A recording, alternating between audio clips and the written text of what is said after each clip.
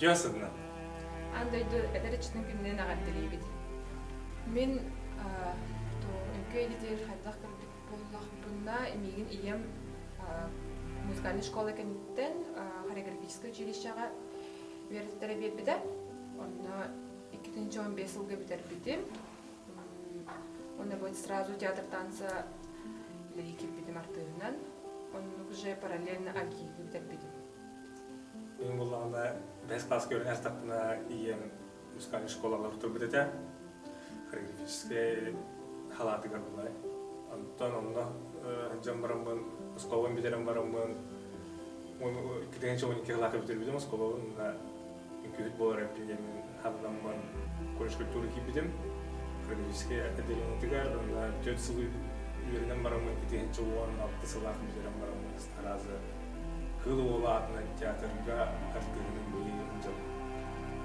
Он бие эйдиктин музыкальный школага, онда начальный школага иткен бир кемге берем бит. Просто эйдик 2 жылынан ага класска. Мына бу билигин даганы күй игетигер кен билиг жыл. Караттах тенден ие болар. Бу театрга мен сүрін аролларым, улхан аролларым ден Георгий Ковтың постановкатыга «Дети белого солнца», «Мать волчица» инклябитим. Конечно, любой концертга, спектакльга бартыгар занята эти.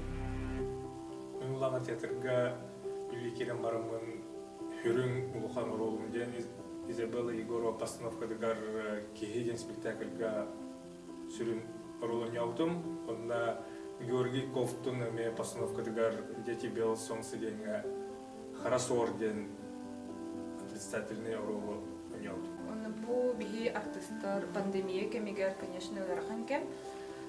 Бары удаленный ледивит, конечно, жарк будем тонны форма бунту тахаджабыт, мастер-классы табыт, онлайн уроки табыт, оно бардын ютубка, он на инстаграмга керек күнсәт.